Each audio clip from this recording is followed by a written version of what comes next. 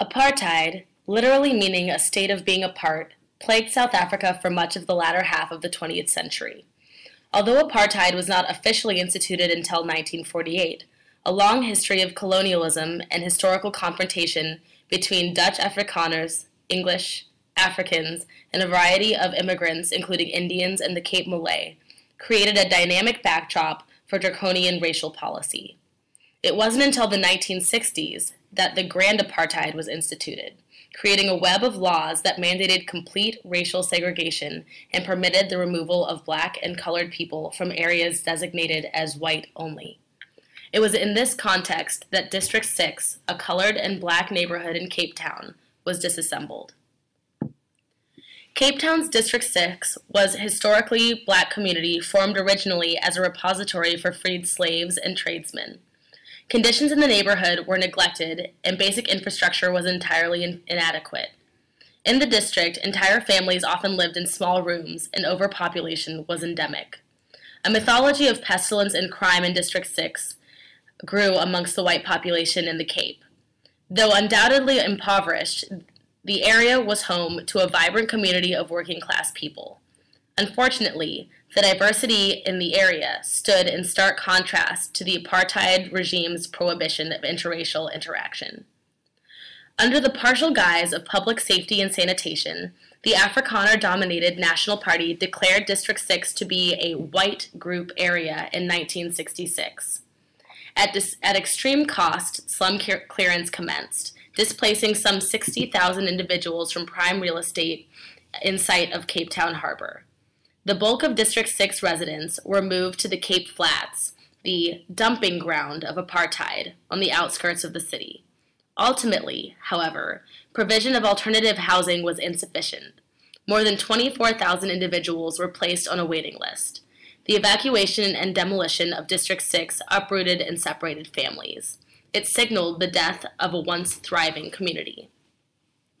The neighborhood was then renamed Zonnebloem in the 1970s, an Afrikaans word meaning Dutch farm.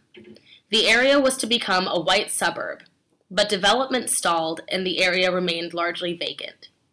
A technical college was built in the district in the 1980s, but local and international protests of South Africa's racial policies confounded most development projects. Can you imagine a way in which the government might remedy the abuses caused by eviction and resettlement?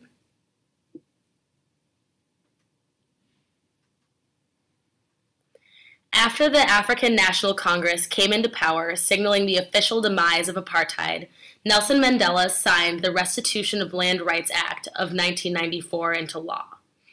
The act created a Land Claims Commission and a Land Claims Court to provide for the restitution for dispossession of land rights that occurred as a result of the government's discriminatory racial policy. Claims for restitution could be made whether the land was registered or unregistered by individuals who lived in the district. In 1995, a group of 2,293 individuals made ownership and tenancy claims in District 6. It is now estimated that 4,000 homes will be built in the area for ex-residents, managed by the District 6 Beneficiary and Redevelopment Trust. Though most claimants have settled for cash restitution, the first claimant started moving back into District 6 in 2004.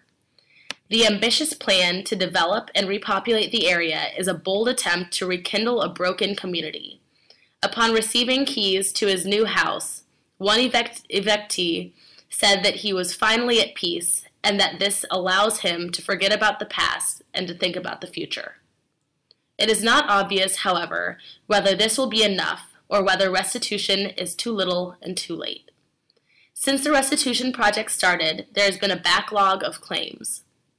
The initial cutoff date for making claims has been extended to accommodate this backlog, but processing claims and rebuilding the district has stalled. Created using Powtoon.